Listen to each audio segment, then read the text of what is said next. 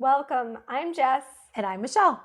And today we are going to talk about the relationship problems that happen during menopause and perimenopause. And we're going to get into all the statistics and why this is happening. So, first of all, did you know, Jess, that there is a staggering rate of women that are getting divorced during perimenopause and menopause? Well, I didn't know Yeah. until I entered into this time and I started doing quite a lot of research. And now I do know, and it actually has a name, right? So they've actually given the title Meno Divorce. Actually, 60 to 70% of the divorces that are happening during midlife are initiated by women. Isn't that crazy? It is crazy. And this midlife is like 45 to 55, Yep. This time where menopause and perimenopause are actively happening to us. Mm-hmm. And also gray divorce is another term that you might hear thrown around out there. It's all the same thing, but there are also some studies and statistics out of the UK where it shows 7 out of 10 marriages. It was 7 out of 10 women, wasn't it? Women. Blamed yes. blamed divorce. Blame divorce on menopause and perimenopause. Mm-hmm. Blame it. So, it's a thing. It is a thing. In fact, there's many different influences, many different factors that influence the whole meno divorce. And we're going to get into each of those and explain to you why that is happening. And so the first one is physical and emotional strain on the relationships. Second one being loss of tolerance. Third, increased independence for women. Mm-hmm. And then the fourth being underlying issues, underlying emotional issues or relationship issues that had been there before menopause, perimenopause happening. So and they get amplified. And they get amplified. So we're going to get started with the emotional and physical issues that happen with this time of life and why that is affecting our relationships. And the first one being irritability, mood swings, lack of tolerance, low libido, and all these things can be really, really hard on a marriage. And I know for me, I didn't even realize what was happening. I was just feeling so short-tempered, like anything my husband would say wrong or even right, and I would still get upset with him. Even it could be right, and I was just so short-fused, and I would snap at him, but then I would feel instantly guilty, or I would snap at him and he would snap back, and then it would end up in this quarrel unnecessarily because I just was feeling punchy. It's not like I wanted to have a fight with him. I just was irritated and mad, and I needed to put it on somebody. And you had no tolerance level either. Yeah. And you didn't know why. Yeah. And I would have to say, I want to add in there, overwhelmed, always feeling overwhelmed by normal day-to-day things, being able to generally multitask many, many things at once.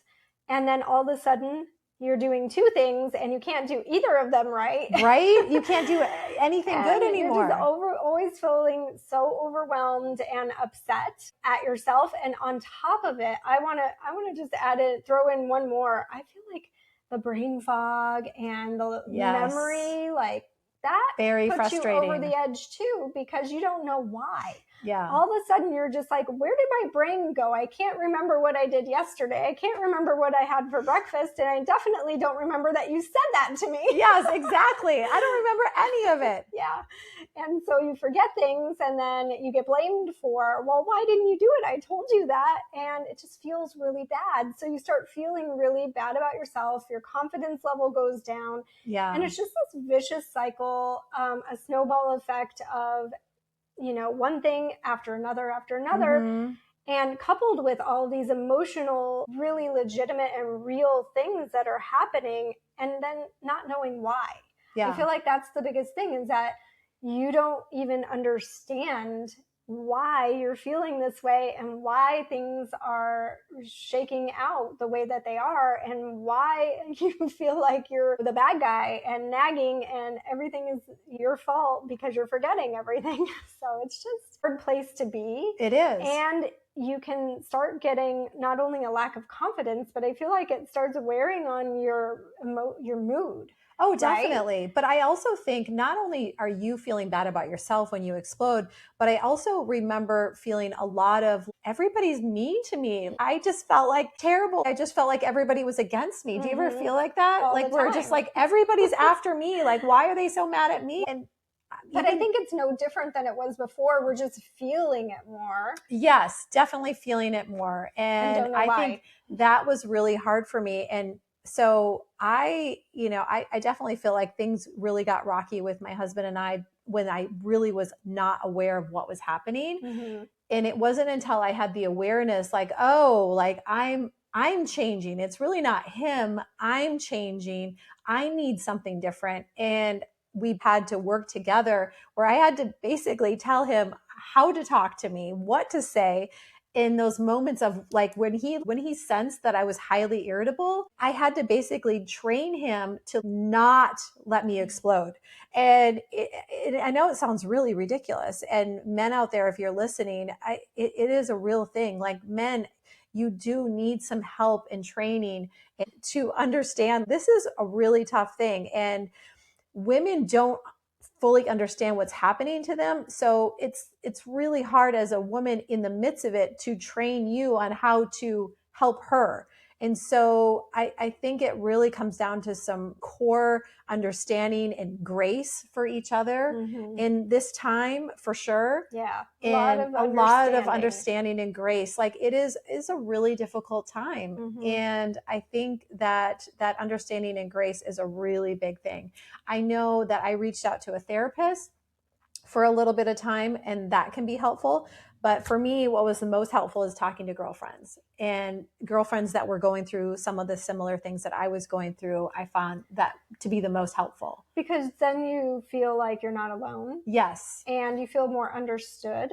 And then eventually, for myself, I started understanding through researching, mostly because all of a sudden I'm 45 and hot flashes are hitting and I'm missing a period and then another one and I'm waking up at 2 a.m. and having a very hard time getting back to sleep. And I realized that's when something clicked, but I still didn't connect the dots between that, which is, as I learned on my own with research, this time called perimenopause that could be years and years and years until the actual, day of menopause. Exactly. I didn't know what any of it was, truly.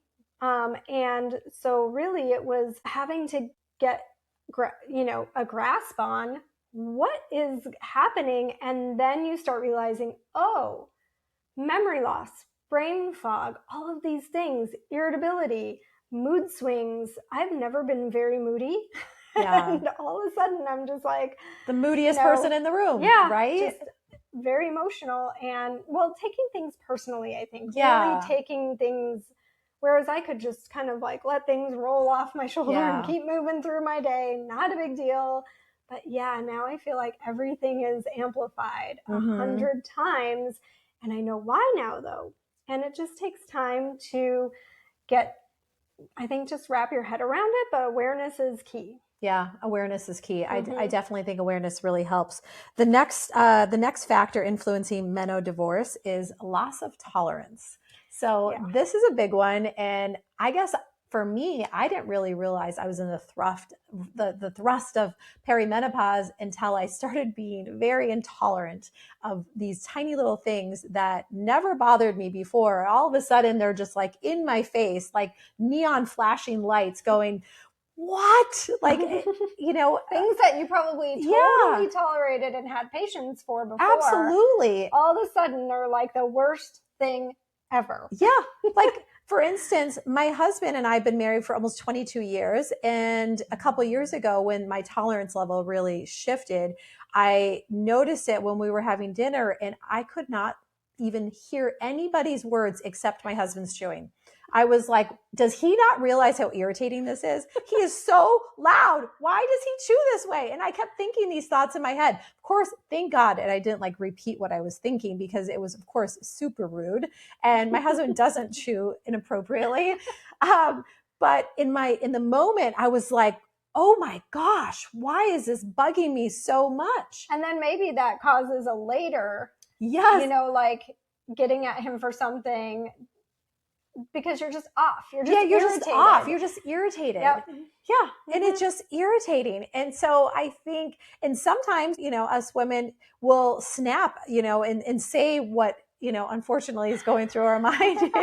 And if we're all honest, the filters kind of go away too. The filter goes away. And so that can lead to, like, if I were to say those words to my husband, while we're having dinner with people, and I actually voice those opinions, just imagine how embarrassed and upset he would have been. And I think what happens in this menopause time period is you start these fights of ridiculousness because none of it really is a thing. You just, in your mind, it feels like a big thing. Everything's amplified because we're in this constant state of overwhelm, I think. Yeah. And I think our stress is just like feeling amplified. And so any little thing puts us over the edge. Yeah. And then it gets into these little things and not having the patience or the tolerance for it and feeling overwhelmed and the want and need for some independence and not being the person to always pick up people's shoes when they leave them at the door and put them where they belong. And so it's like this constant cycle of nagging and being the bad guy and snapping in moments where you're like, oh, I can't take it anymore. And all of a sudden you're upset about not washing off the dishes right or something. Yeah. And honestly, looking back, I feel so terrible about the times that I snapped. I still feel guilty about it because once I finally got my head on straight and I could have a little bit of perspective of the whole thing, because now I'm 50 and now I'm on HRT and now I can actually see clearly again, I feel terrible about some of the snappiness that I was with my husband. And I just am thankful that I didn't let my overwhelm and the constant irritability ruin our relationship. Because it really could. Absolutely. If you let it. Because these things seem so amplified, these little things that as you're doing something to pick up after them, you're just like, I cannot do this anymore. You're just so at your limit. Like, again, really? I cannot believe this. You're so at your limit. Yeah. But what I realized also once I got my clear head is that the reason I was so awful to him, like throughout like those first couple of years when I didn't know what was going on, is because he's my rock. And our husbands are a person. Mm-hmm. And just like our kids give the mom like their worst of them, like when they're having a bad day, we as wives give our husbands the worst of us when we're struggling. And midlife time is hard. And that is why we are awful to our husbands during this time. Not that it's fair. I'm not saying it's fair to them because, they've stuck by us and they're there. It's not their fault. Yeah. It's not our fault either. It's neither. It's nobody's fault. No blame. But I'm saying this because they are our rock. And ladies who are in the thick of it, and if you're so upset with your husband right now and you're just like ready to throw in the towel because you can't believe he's not changing, well, I encourage you just to take a little bit more time, take some grace, give him some grace, and maybe take some time to explain to him in detail of how much you're struggling and give him the benefit of the doubt that he will be there for you, that he will try to talk to you the way you need to be talked to, saying the words that might uplift you, or just be a shoulder for you to cry on. Yeah, I think it's all about clear communication at this point, letting them know now that you know, maybe doing some research and gathering some information, or maybe even letting him listen to this episode. Who knows? Like whatever that thing is for you to help give you the words to communicate what's happening. So that he can understand. And I think that understanding really does create a good foundation to move forward on.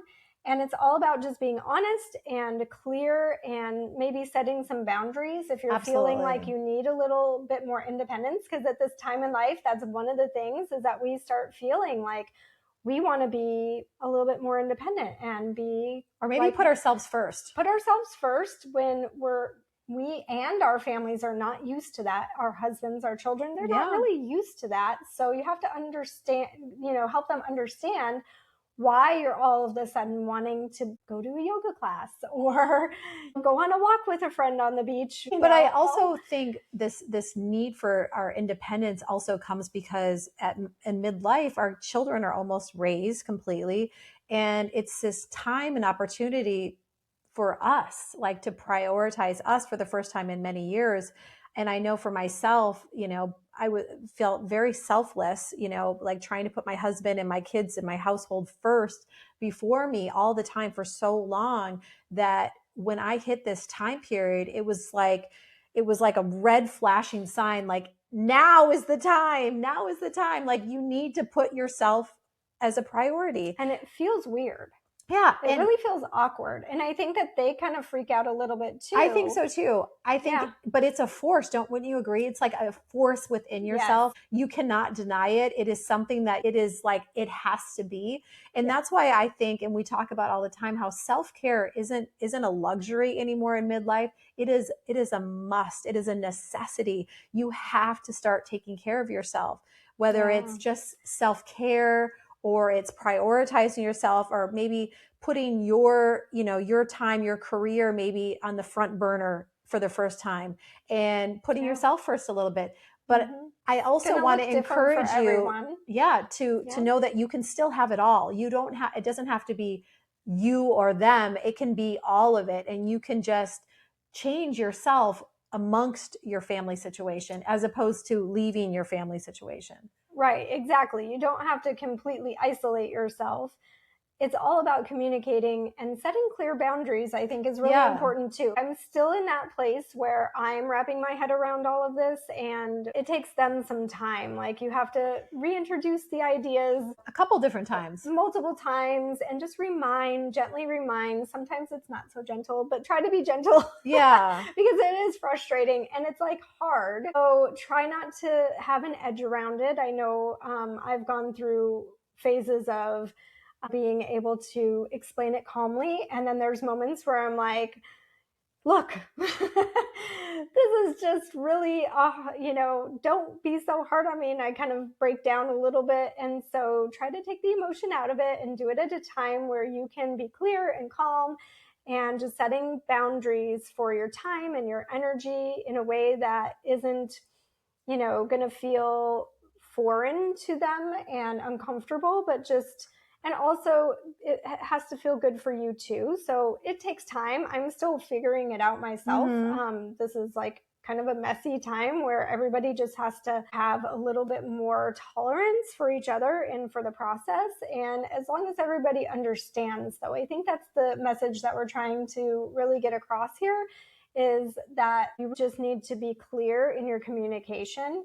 And then we can, and especially if there are underlying problems that are now feeling amplified because of all of these emotions that you're having, it might be time to see a therapist together or independently. And so there are different things that you can do, but I really also feel not taking this time and just thinking, oh, I'm going to push everybody. Get through it, push everybody away. Like that's not necessarily, we want to preserve our marriage. We want to preserve our relationship. And so part of that is, taking a step back and learning how to, care for your own health and get yourself feeling better again. Whether that's doing things to regulate your nervous system, maybe some breath work or meditation or yoga or Tai Chi or walks. Yeah, we do that all those, lot. Yeah, those are all great things. Yeah. And I think it's interesting that not a lot of people or doctors even talk about, it's such a shift when we become a mother. Our brain chemistry changes, we change, but the becoming a mother is so involved that we just assume it's going to be a lot of change. But because there's not a child coming into the world during this time, for some reason, we don't see it as that big of a change, but it's just as big of a change, if not even bigger, because now instead of a child being born, our self is really kind of being born again as well. Like a new, better version like of ourselves. a new version, like 2.0. I promise. Yeah, exactly. And so, we really want women to thrive during this time and not just survive. And so reaching out to a therapist or a friend group or somebody that supports you through this difficult time, or your husbands, ladies. Yeah. Like They're really, there. they are there and Mm-hmm. they do want to understand. I do believe that. Yes. And if you're still married, they're there for you. They are they there. are. Yeah. Yeah. So they want to be. And I think that they have no clue, just like you, maybe before listening to this episode, just don't know what's no happening. clue at all. Hopefully this episode has given you a little bit more clarity. Thank you so much for joining us today. We hope that we gave you some insight to help you with your relationship problems, and we look forward to chatting with you again sometime soon. Thanks for being part of Her Health Code community. Your voice matters here. Take a minute to subscribe so you can continue decoding your health with us. And if you found this helpful, please do share with a friend and leave us a quick review on Apple or any platform that you listen in on. It supports us in sharing this information with more women like you. And if you're wanting a little bit more one-on-one guidance, I would love the chance to support you more deeply. Whether you're looking for clarity, accountability, or just a health plan that actually fits your life, I'm here to help. Just come visit me at lovingyourwellness.com. And if you're a woman in midlife wanting to rebuild your health through a holistic lens, whether you're navigating fatigue, overwhelm, detox needs, or the desire to feel more aligned, I'd love to work with you. You can find my email at livelightly.eco or check out the Live Lightly podcast for more wellness inspiration. Now, before we say goodbye, just a quick disclaimer. The information shared on this podcast is only for educational purposes and not for medical advice. We are not medical doctors, and this content is not a substitute for professional medical care. Definitely not. We encourage you to consult your healthcare provider before making any changes to your diet, lifestyle, or wellness routine, especially if you have a medical condition or are taking any medication. By listening, you are acknowledged that you are responsible for your own health choices, and we are honored to be part of your wellness journey. Thank you again for joining us.